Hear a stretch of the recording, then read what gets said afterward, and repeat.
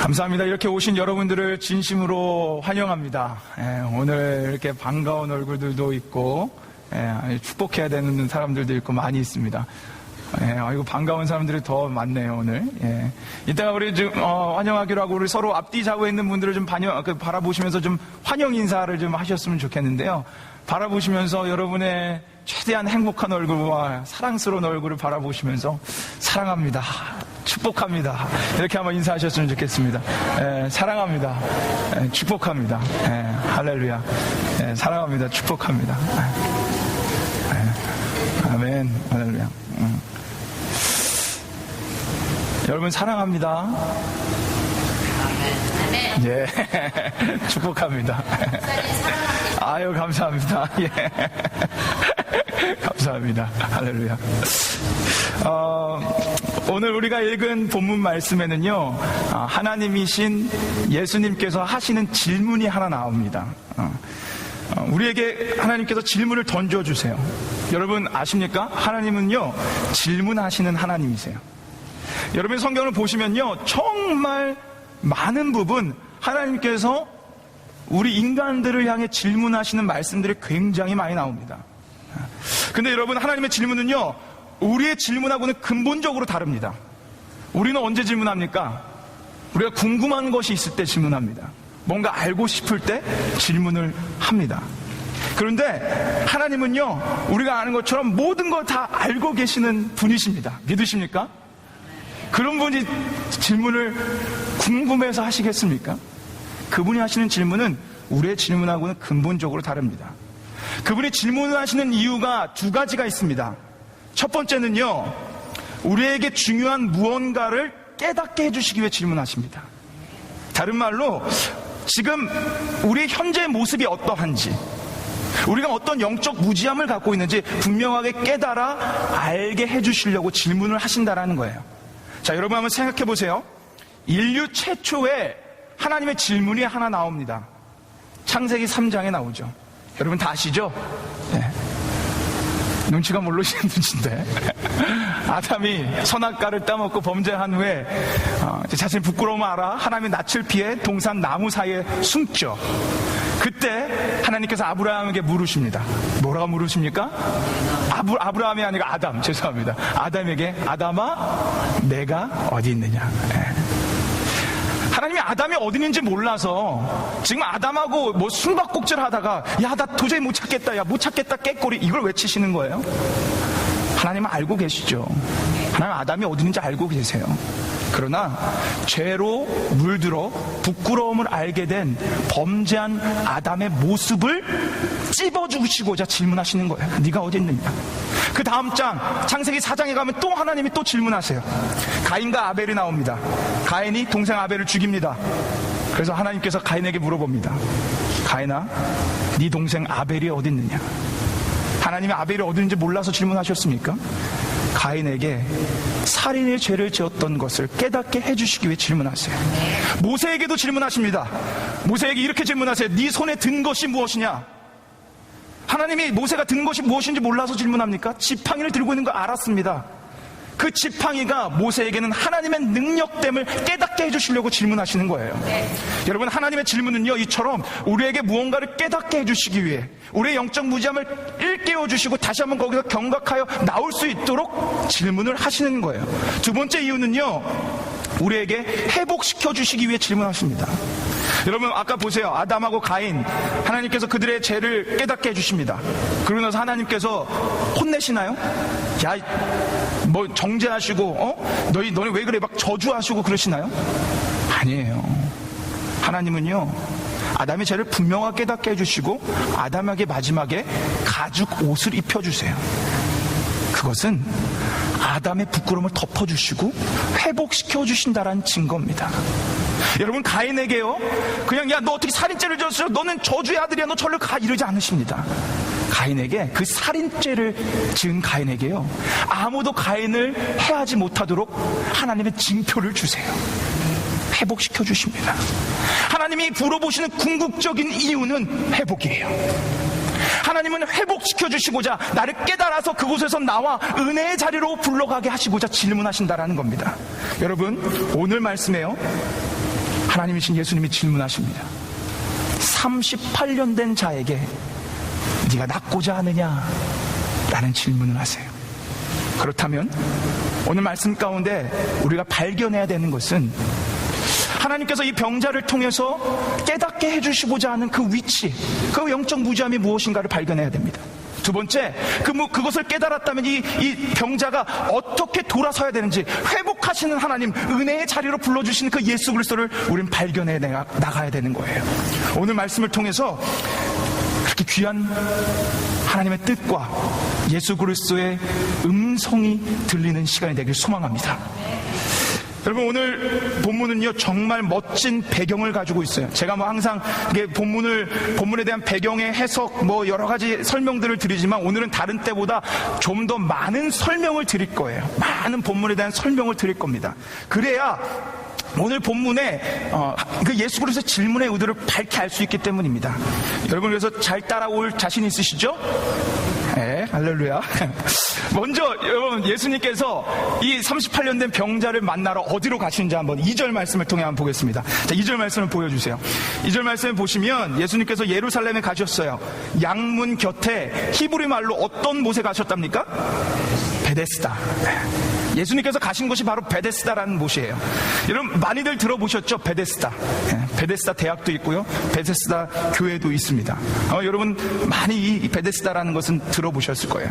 근데 중요한 것은요, 이 단어의 뜻입니다.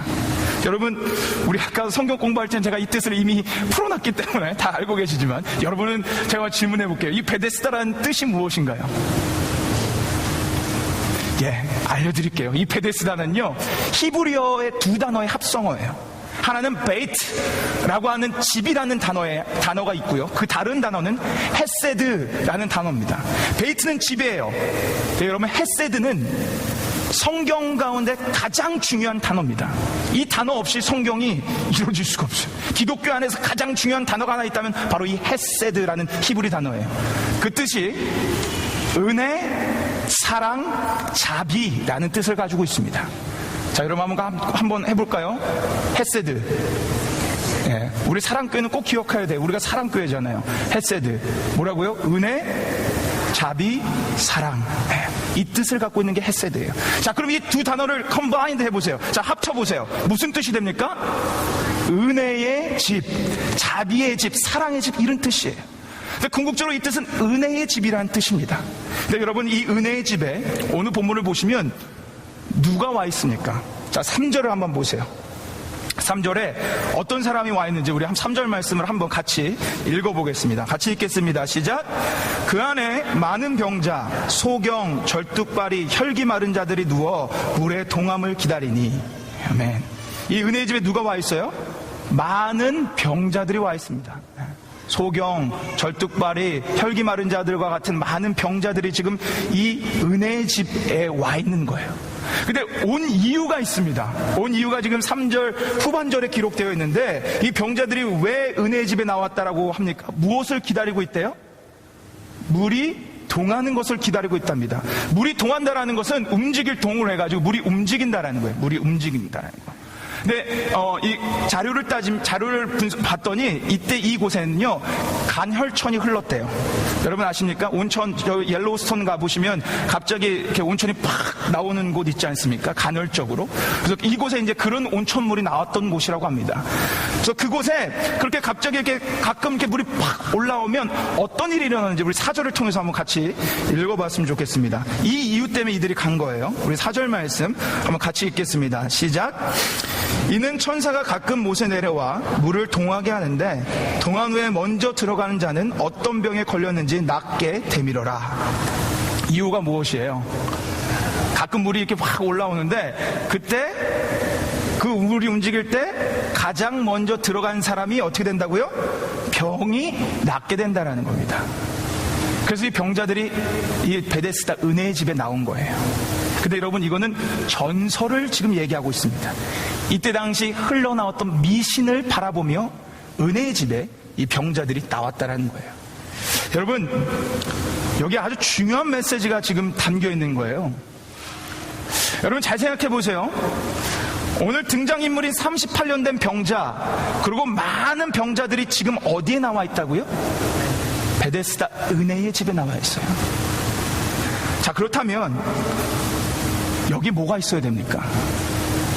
은혜가 있어야 돼요. 여러분, 떡집에 가면 뭐가 있습니까? 떡이 있습니다. 빵집에 가면 뭐가 있어요? 빵이 있죠. 은혜의 집에 가면 뭐가 있어야 돼요? 은혜가 있어야 돼요. 그런데요, 이 병자는 38년 동안 은혜의 집에 왔음에도 불구하고 은혜를 받지 못하고 있습니다. 은혜를 누리지 못한 채 그대로 패배자의 모습으로 그냥 누워있는 거예요. 근데 은혜를 받지 못하는 이유가 있어요. 왜냐면 은혜 받기가 너무 어렵거든요. 자, 4절 말씀 다음 슬라이드로 한번 보여주세요. 잘 보세요. 얼마나 어려운지 보세요. 물이 어떻게 동합니까? 빨간 글씨를 보세요. 가끔 동해요. 가끔 물이 한번 동했어요. 움직였어요. 그러면 그때라도 다 들어가면 좀 낫게 해주면 좋은데, 그때 들어간다고 다 낫는 게 아니에요. 어떻게 누가 이 치료의 혜택을 받습니까? 가장 먼저 들어간 사람. 무슨 군대도 아니고 선착순 한 명이에요. 네, 여러분 잘 생각해 보세요. 이 38년 된 병자는요, 중풍병자예요. 누워 있어요. 이 사람에게는 불가능한 일입니다. 이 사람은요, 이곳에 다가갈 수가 없는 존재예요. 이 미신은 이 사람에게 간혹한 현실이에요. 은혜의 집인데 너무나도 이기적이고 간혹한 현장으로 변해버려 있습니다. 그런 곳에 그 방법만, 그곳에 그냥 선착순 한 명 가는 거, 그것만 바라본 채 아무 소망 없이 이 병자는 그냥 누워 있어요. 은혜의 집에. 사랑하는 여러분, 이게 세상의 모습입니다. 세상은요, 우리에게 무언가를 요구합니다. 우리가 은혜 받기 위해서는 무언가를 해야 된다는 거예요. 내가 저기에 누구보다도 더 먼저 도달해야지 내게 은혜가 있고 내가 축복이 있고 내가 어떤 거를 얻을 수 있다고 세상은 그렇게 얘기합니다. 그리고 세상은 그런 구조로 흘러갑니다. 그런데 문제는 그 세상의 구조가 세상 종교에도 그대로 와 있어요. 세상 종교에서 얘기합니다. 선행을 해야지 내가 낙원에 갈 수 있다라고 얘기합니다. 어떤 종교적 행위를 해서 경지에 올라야, 그래야 내가 다음 생에 인간으로 태어날 수 있다라고 얘기해요. 내가 이곳에서 잘 살아, 누구보다도 잘 살아야지 은혜 받고 구원받을 수 있다라고 얘기합니다. 그게 세상 종교와 세상의 소리입니다. 여러분, 그게 얼마나 힘듭니까? 얼마나 힘들고, 이 세상에서 우리 가운데 그런 구조와 그런 모습 가운데 구원받고 은혜 받을 자가 몇 명이나 되겠습니까? 근데 여러분, 오늘 예수님께서 이 38년 된 병자를 언제 치유해 주시는지 아세요? 여러분, 하나님 말씀은요, 정말 놀랍고 경이로워요. 이 말씀을요, 유대인들에게 분명하게 지금 선포해 주고 있는데 그 말씀의 배경이 놀랍습니다. 자, 9절 말씀으로 한번 가보시겠어요? 자, 9절 말씀 우리 한번 같이, 예수님께서 이 병자를 언제 일으켜 주시는지 한번 그 말씀 한번 같이 읽어보겠습니다. 같이 읽겠습니다. 시작. 그 사람이 곧 나와서 자리를 들고 걸어가니라. 이날은 안식일이니라. 언제라고 나옵니까? 안식일. 여러분, 거기 동그라미 치세요. 요한복음 5장의 핵심 단어입니다. 안식일. 앞으로 이 안식일을 가지고 몇 번에 이제 풀어서 우리가 같이 강해를 볼 거예요. 여러분, 안식일은요, 유대인들에게 있어서 가장 율법적인 순간이에요. 율법의 가장 최고봉이 안식일이에요. 그래서 유대인들에게는 100가지가 넘게 안식일에 해서 안 되는 조항들이 있습니다. 당연히 오늘 예수님처럼 병자를 치료해서는 안 돼요. 그리고 하루에 안식일에 2000보 이상 걸어서도 안 됩니다. 그래서 이스라엘 가운데 전쟁이 났을 때 군인들은 2000보 이상 걷질 않았대요. 그리고 총을 쏘는 것도 일이기 때문에 총도 쏘지 않아. 저쪽에서 총을 쏘면 그냥 총을 맞았다고 합니다. 안식일에 이들이 하지 말아야 되는 조항들이 수백 개가 있습니다. 이들은요, 이 안식일의 그 조항들을 지켜야지만 구원받을 수 있다라고 믿었습니다. 그것을 거룩하게 누구보다 목숨 걸고 잘 지켜야지만 내가 거룩하게 되고 의롭게 되고 은혜를 받고 축복을 받고 하나님 전에 나아갈 수 있다고 믿었어요. 그런 그들에게 오늘 예수님께서 찾아가신 겁니다. 그렇게 힘든 삶을 살아가는 사람, 내가 뭔가를 해야지만 얻으며 살아가는 그런 구조 속에 살아가는 그 병자에게 오늘 예수님이 찾아가신 거예요. 은혜의 주체 되신, 은혜의 본체 되신 예수님이요, 직접 친히 그 38년 된 병자를 찾아가십니다. 그리고는요, 그가 생각하고 그가 바라보던 방법이 아닌 전혀 다른 방법으로 은혜를 베푸세요. 은혜의 집에 나와 내가 뭔가를 해야지만 거기에 꼭 한 명에 들어가야지만 은혜를 받겠다라고 생각하면 그거를 바라보며 38년 동안 누워있던 병자에게 자기가 생각했던 방법이 아니라 예수 그리스도의 말씀으로 이 병자에게 은혜를 베푸시고요, 구원하시고요, 회복시켜주시고 일으켜주십니다. 사랑하는 여러분, 이게 예수 그리스도의 사역이에요. 사랑하는 여러분, 이게 예수 그리스도의 은혜입니다. 사랑하는 여러분, 이게 예수 그리스도의 사랑입니다. 여러분, 이것을 말씀하시고자 예수님께서는 질문하시는 거예요. 네가 낫고자 하느냐? 우리 뭔가를 해야지만 구원을 받을 수 있다라고 생각하고 있던 병자인 유대인과 우리들에게 너희가 무언가를 해야지 은혜를 받고 구원받는 게 아니라 그저 나 예수 그리스도만을 바라보라는 거예요. 나 예수 그리스도만 바라보며, 나만 바라며, 아까 우리가 찬양했던 것처럼 그 하나님, 그 예수 그리스도만 바라보며 나아가라는 겁니다. 그럼 우리가 생각하지 못했던 놀라운 방법대로 하나님께서 구원을 베푸시고 은혜를 베푸신다라는 거예요. 사랑하는 여러분, 오늘 동일한 질문을요, 예수님께서 여러분과 저에게 하고 계십니다. 네가 낫고자 하느냐? 사랑하는 여러분, 예수님이 물어보십니다. 네가 낫고자 하느냐? 우리 이 질문 앞에요, 예 주님, 저 낫고 싶습니다, 이 말 한마디만 하시면 됩니다. 우리는 힘들게 선착순대로 그 물에 들어갈 필요 없어요. 우리는 그저 오셔서 은혜 베풀어 주시기는 원하시는 주님 앞에 예 주님, 저 낫기를 원합니다, 이 한마디만 하시면 돼요. 그런데 문제는 뭔지 아십니까?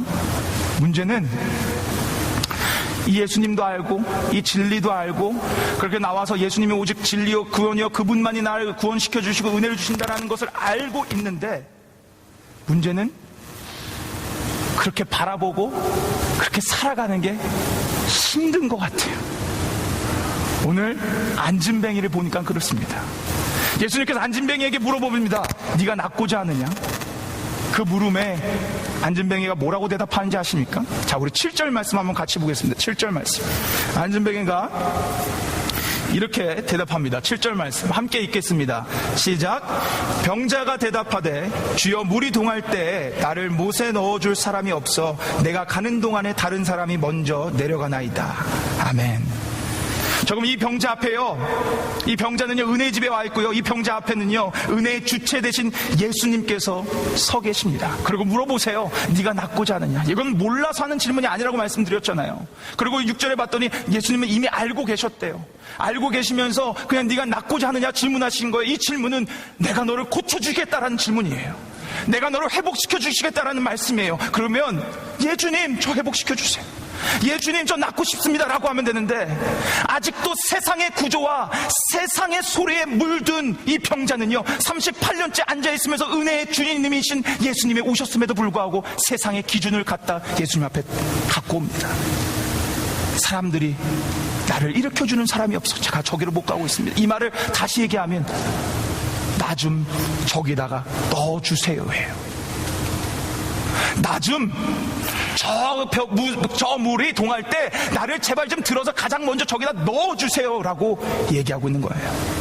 은혜의 주님 앞에, 은혜의 집에 와서 세상의 소리와 세상의 기준을 갖다 대는 겁니다. 사랑하는 여러분, 우리 안에도 이런 모습이 있지는 않으십니까? 예수님 믿습니다. 교회 나옵니다. 그리고 예수님만이 우리 진리고 그분이 은혜의 주님이요 그분만이 나에게 은혜를 주실 수 있는 분임을 우리 믿어요. 그런데도 믿고 알면서도 여전히 내 안에 내가 이 구원에서 떨어질까? 내가 어떻게 하면 은혜를 받을까? 내가 어떻게 하면 하나님께 축복을 받을까? 여러분의 행위대로 교회 나오는 분들 혹시 계시지 않으십니까? 내가 교회에 나와서 열심으로 봉사해야지만 내가 은혜 받고 구원을 받는다라고 여러분 생각하고 있는 분들 혹시 계시지 않으세요? 제가 옛날에 한번 설교 때 말씀드렸지만, 지금 그리고 저희가 준비하고 있지만, 전도폭발 훈련이라는 것을 하면요, 질문을 배워요. 2가지 질문을 배웁니다. 첫 번째 질문은, 오늘 만약에 우리가 명을 다해서 죽게 된다면 천국에 가실 것을 확신하십니까? 라고 물어봅니다. 그럼 일단 예라고 대답했다고 가정해 봅시다. 예. 그럼 2번째 질문이 있어요. 그 질문은 뭐라고 질문하냐면, 만약 여러분이 천국 문 앞에 가가지고 하나님께서 여러분에게 내가 너를 천국에 들여보내야 되는 이유가 무엇이냐 라고 물어보신다면 뭐라고 대답하시겠습니까? 이 질문을 배웁니다. 이 질문을요, 그냥 길거리에 나가서 그 예수님을 모르는 사람한테 하는 것뿐만 아니라 교회 안에, 교회를 오랫동안 다닌 30년, 40년 다니고 집사님, 권사님, 장로의 역할을 감당했던 사람들에게 물어봅니다. 동일하게. 제가 그런 경험을 했어요. 10명 중에 7, 8명, 80%가 여러분 뭐라고 대답하시는지 아십니까? 여러분 뭐라고 대답하시겠어요? 자, 여러분이 천국문 앞에 섰어요. 근데 하나님이, 야, 내가 너를 내 천국에 들여보내야 되는 이유가 뭐냐? 라고 만약에 물어보신다면 여러분은 뭐라고 대답하시겠냐라는 거예요. 8명이, 10명 중에서 8명이 교회를 3, 40년 다녔던 집사, 권사, 장로, 이런 심지어 목사들까지도. 글쎄요, 제가 참 그래도 그동안 교회를 한 30년 다녔는데 들여보내시지 않을까요? 글쎄요, 제가 그래도 좀 하나님 말씀대로 좀 열심히 좀 살아가 보려고 노력했는데 그거 하나님이 좀 이뻐 보여서 저를 좀 들여보내지 않을까요? 혹은 이렇게 대답하는 사람이 있어요. 글쎄요, 저는 아직 죽을 때가 안 됐나 봅니다. 저는 더 있어야 되는 것 같습니다. 은혜의 집에 나와 은혜의 예수님을 믿는다고 고백하고 그 말씀을 안다고 듣고 있는 교회 기독교인들이 하는 대답입니다. 여러분, 우리의 노력으로는 절대 은혜의 자리에 도달할 수 없습니다. 우리의 노력으로는 절대 구원함을 받을 수 없습니다. 천국 문 앞에 섰을 때 여러분이 대답해야 되는 대답은 예수 그리스도입니다. 오직 예수 그리스도만이 나를 들어가게 할 수 있습니다. 오직 예수 그리스도를 의지하여 난 천국에 들어갈 수 있습니다 라는 분명한 대답을 하셔야 되는 거예요. 오늘 이것을 회복시키시고자 예수님께서 친히 38년 동안 은혜의 집에 나와 세상적 구조와 세상적 가치관만을 바라보고 있는 병자에게 가셔서 그를 회복시켜 주시는 겁니다. 사랑하는 여러분, 여러분과 혹시 여러분 안에 이런 구원의 문제 때문에, 이런 은혜의 문제 때문에, 내가 교회 잘 안 나오는데 나 하나님 벌하시면 어떡하지? 나 교회 잘 안 나오는데 내가 은혜 못 받고 내가 구원 못 받으면 어떡하지? 이런 갈등과 이런 고민 가운데 있는 분들 계시다면 오늘 나사렛 예수 그리스도 이름으로 제가 선포하기를 원합니다. 그리고 또한 저 선착순 한 명, 저 높은 벽 때문에 내가 좌절하고 넘어지고 힘들고 내가 어찌할 바를 모르며 내 힘으로 급급하게 살아갔는데 나에게는 그냥 어둠과 힘들만 그런 것들만 가득한 여러분들에게 나사렛 예수 그리스도 이름으로 명합니다. 여러분, 예수 그리스도를 바라보십시오. 예수 그리스도를 바라보는 것밖에 없습니다.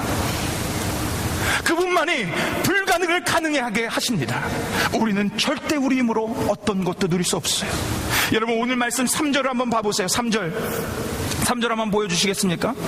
3절에 은혜의 집에 나온 병자들의 모습이 나와요. 이 모습이 우리의 모습인데 그 병자들이 많은 병자가 있다고 하는데 어떤 병자가 있습니까? 소경, 절뚝발이, 혈기 마른 자가 있어요. 여러분, 혈기 마른 자는 중풍병자를 의미합니다. 이 세 종류의 병자가요, 특징이 하나 있어요. 공통점이 하나 있습니다. 무엇입니까? 보세요. 무엇인 것 같으세요?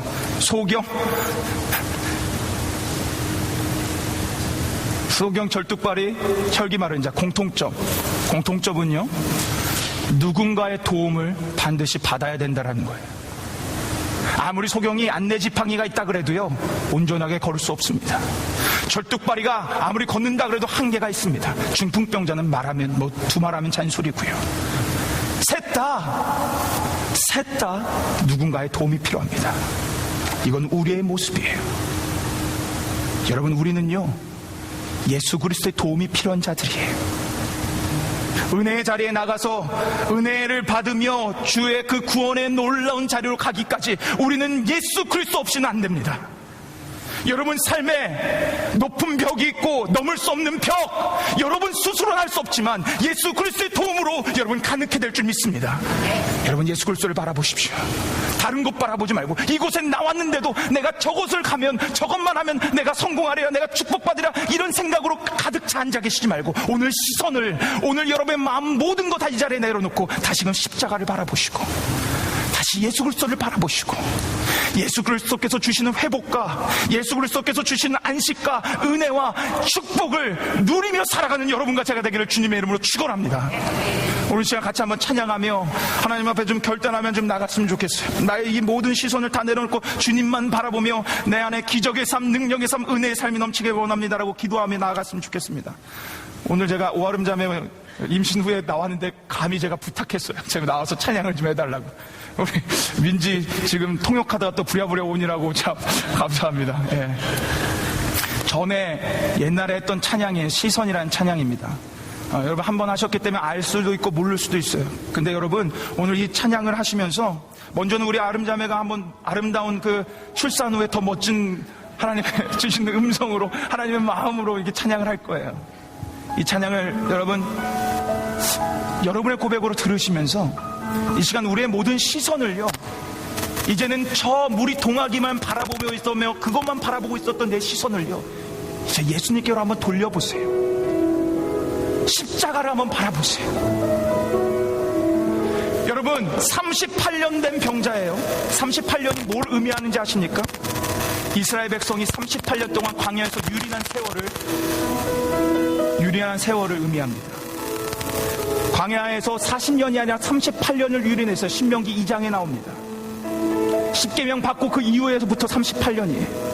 근데 왜 그들이 38년을 유린했는지 아십니까? 가나안 땅에 들어가는데 12정탐꾼의 10명은요 가나안 백성을 보고 두려워 자신들을 보고 꼬꾸라집니다. 그리고 할 수 없다라고 얘기합니다. 근데 2명인 여호수아와 칼렙은요 하나님을 바라보고 그들이 아무리 크지만 그들은 우리의 밥이라고 얘기합니다.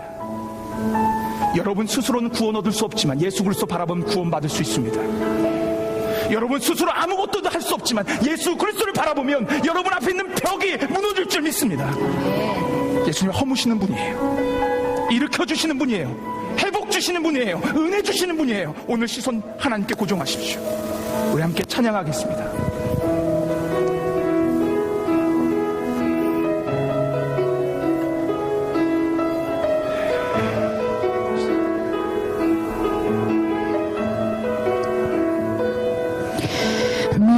내게로부터 눈을 들어 하늘에 풍각할 때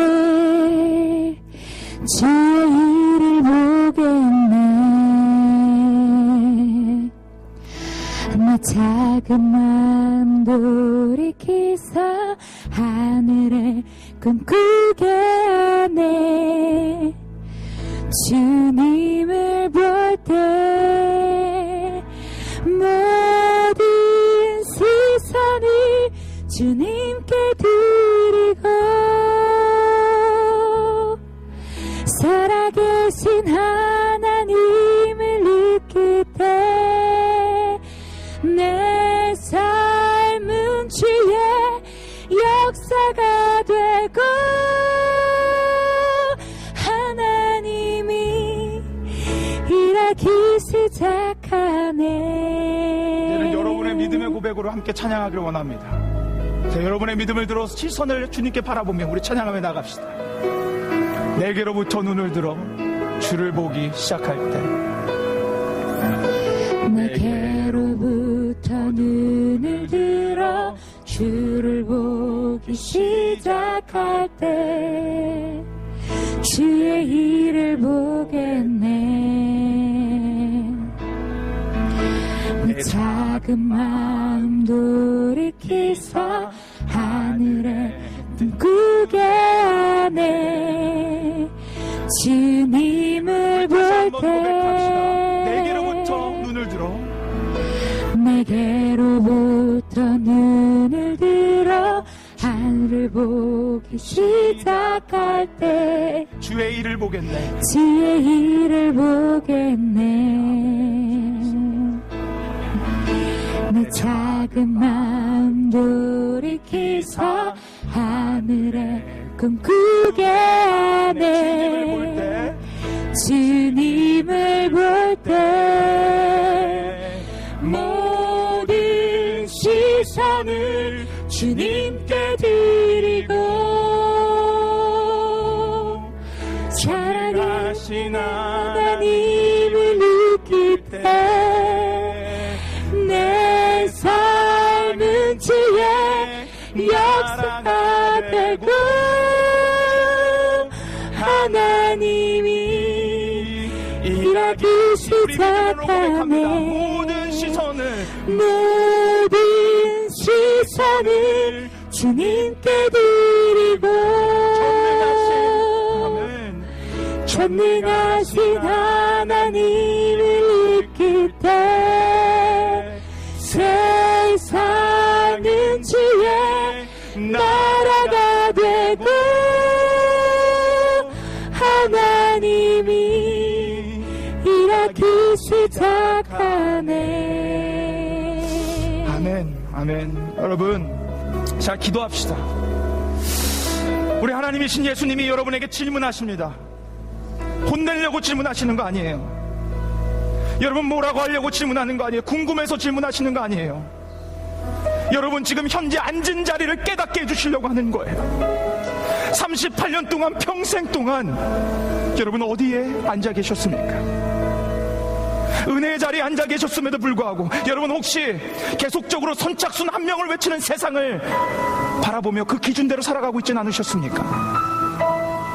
오늘 이 시간 바라보였던 시선을 여러분 앞에 찾아와 계신 은혜의 주인이신 예수 그리스도를 바라보십시오. 믿음의 주여 온전케 하시는 예수 그리스도를 바라보십시오. 그리고 말씀의 그 능력, 일어나 걸으라 라는 그 말씀을 듣고 오늘 이 시간 영적 안진병에서 일어나 하나님을 향해 전진하며 승리의 삶을 살아가는 여러분과 제가 되길 축원합니다.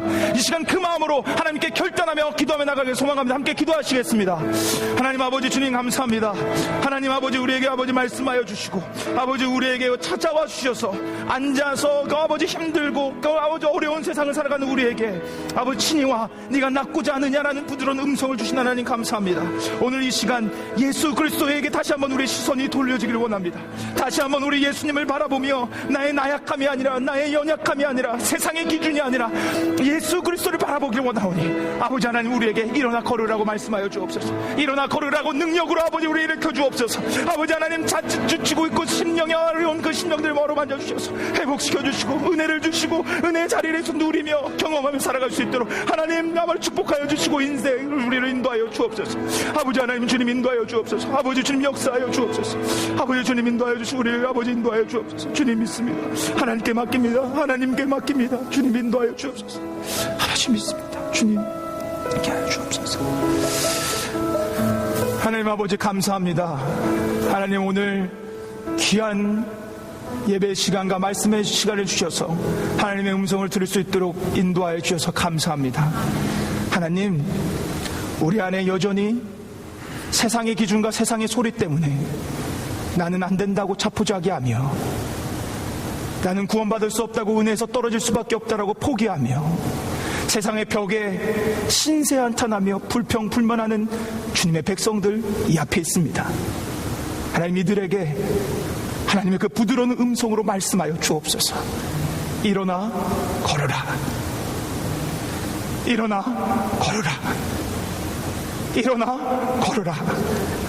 이 예수님의 음성을 듣고 우리의 상한 신념과 세상을 바라보던 시선이 오직 십자가에 고정될 수 있는 역사를 우리에게 주옵소서. 그래서 일어나 승리의 삶, 은혜의 삶, 회복의 삶, 축복의 삶을 주님과 함께 누리며 살아갈 수 있도록 주님이 인도하여 주옵소서. 감사를 드리며 우리에게 직접 찾아와 주신 우리 주 예수 그리스도의 이름으로 기도 올려옵나이다. 아멘.